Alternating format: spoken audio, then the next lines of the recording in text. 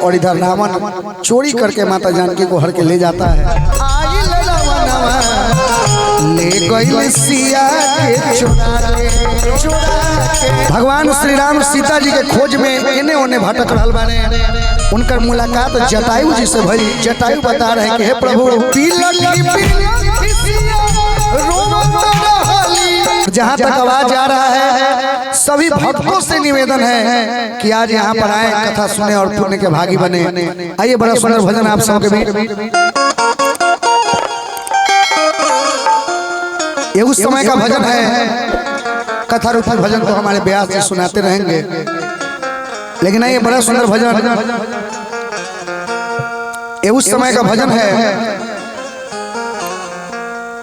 जब प्रभु श्री राम अपने छोटे भाई लक्ष्मण के साथ माता जानकी के साथ जब वनवास की ओर जाते हैं।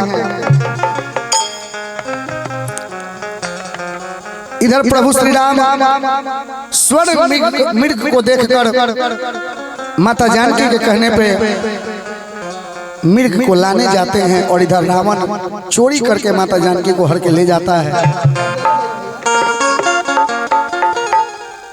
भगवान श्री राम सीता जी के खोज में इन्हें उन्हें भटक रहल बाने। उनकर मुलाकात जटायु जी से भइल। जटायु जी बतावत रहे कि हे प्रभु जौना माई सीता के खोज में रउआ इधर उधर भटकतानी ओकरा त दुष्ट रावण हर के ले गई। आई बड़ा सुंदर कथा के भाव। बोलिए सच्चे दरबार की, बोलिए सियावर रामचंद्र भगवान की। जटायु जी कहते रहे प्रभु श्री राम जवने सिया के खोज में प्रभु जी भटकेले बनवा में। रावण हर के ले गइल बा अपन भवनवा में। ए राम जी जटायु बता रहे हैं कि हे प्रभु जिस माता जानकी के खोज में आप इधर उधर भटक रहे हैं उसको तो रावण हर के ले गया है। ए राम जी देखनी हजार सिया। ए राम जी देखनी हजार सिया कि हम देखनी हजार सिया के ओ हम हरी जी। ऐसे बांध हाथ बांध कर मत बैठिए, जरा दोनों हाथों को खोलिए और एक बार दोनों हाथ उठाइए एकदम सीधा, एकदम उठाइए प्रभु के लिए। और जो सबसे पहले हाथ उठाएगा ऊपर भगवान का समूह वही जाएगा सबसे पहले ऊपर। ऊपर के मतलब तरक्की के मार्ग पे। जरा उठाइए एक बार दोनों हाथ। और वह कह दिया जाए कि गाड़ी देने के लिए तो जोर जोर से गाड़ी दीजिएगा। अभी के दौर में किसी को मंत्र कहिए पढ़ने के लिए तो धीरे धीरे पढ़ेगा, और खुलिया में छूट दे दीजिए गरियाने के लिए तो जोर जोर से गाली देगा। अच्छा काम कीजिए, जरा हाथ खोलिए एक बार।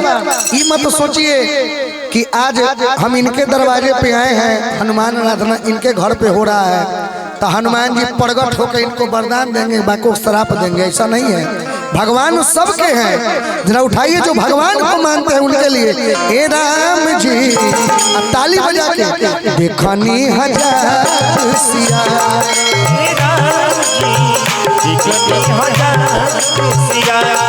ए हरि जी देखनी हजार सिया।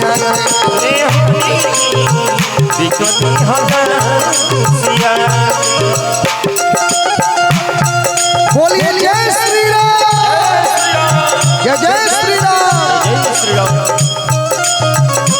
जय जय।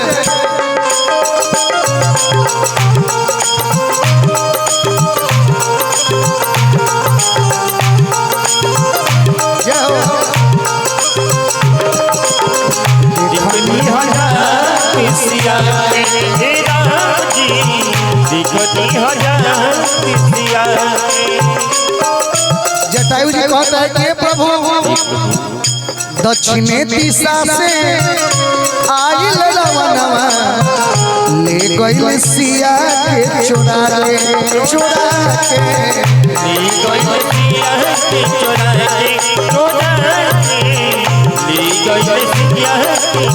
हे प्रभु जोगी के भेष धके रावण आई आ माता जानकी के जबरदस्ती चुरा के ले गइल। कैसे? दक्षिणे दिशा से आइल रावणवा ले गइल सिया के चुरा के ले गइल सिया के चुरा के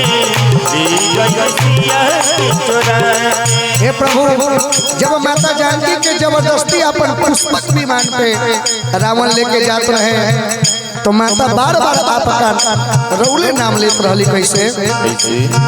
बिलखी बिलखी सिया रोवत रहली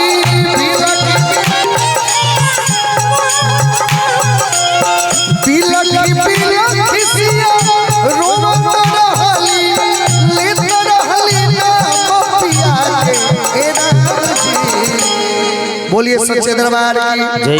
देखिए रामायण में जितना नाम प्रभु श्री राम का है उससे ज्यादा नाम माता जानकी का है। इसलिए नहीं कि माता जानकी राम जी की पत्नी थी, इसलिए कि माता जानकी ने बहुत त्याग दिखाई है। वनवास राम जी को लिखा था, माता जानकी को नहीं। लेकिन माता सोची कि जब मेरे पति जंगल में रहेंगे तो हम कैसे महल में रहेंगे। लेकिन आजकल के पत्नी पतिये पर 3 किता मुकदमा कर देती है। बोलिए सच्चे दरबार की। तो पहले आप सीता बनिए, राम तो जगह जगह मिल जाएंगे। तो एक बार माता जानकी के लिए जरा हाथ को खोलिए एकदम सीधा, एकदम उठाइए ना दोनों हाथ सीधा। सबसे ज्यादा दुख तकलीफ आप ही लोग को है। रे भगवान के लिए सीधा पागल हो जाइए और ताली बजा के ए राम जी दिखनी हजार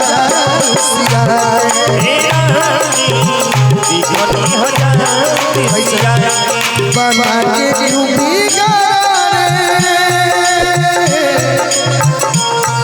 बना के नसीबा ऊपर वाले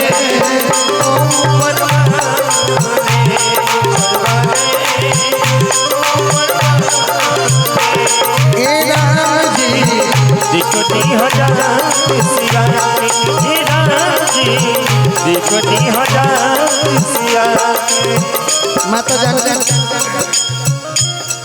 जटायु जी कहता है कि हे प्रभु हम जब देखनी कि एगो अबला नारी पे कोई अत्याचार करता हमरा बर्दाश्त ना भइल, हमरा बर्दाश्त ना भइल।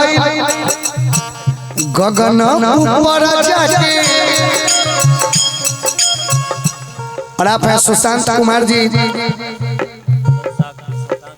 शशांक कश्यप जी, जिनके तरफ से पुरस्कार प्रभु श्री राम के जीवन में काफी धन धान करके रखे।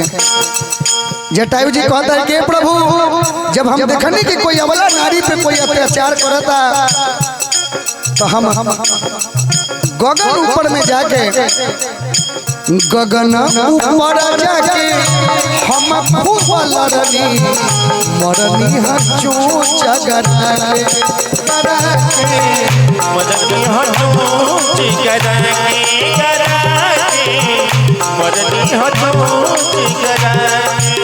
अपन चोट से वार कैनी गगन ऊपर जाके हम खूब लड़नी मरनी हजू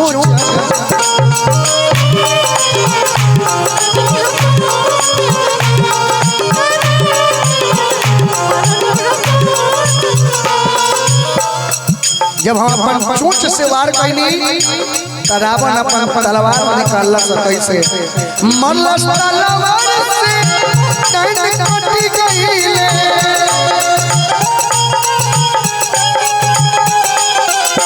मल्लस तलवार से पंख कटी गईले हम गिरली धरती पे आए ए राम जी।